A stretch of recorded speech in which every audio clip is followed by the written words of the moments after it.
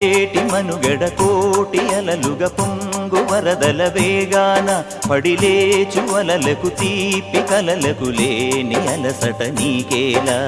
నల్ల నల్ల నీళ్లలోన ఎల్లకిల్ల పడ్డట్టున్న అల్లో మల్లో ఆకాశాన చుక్కల్లు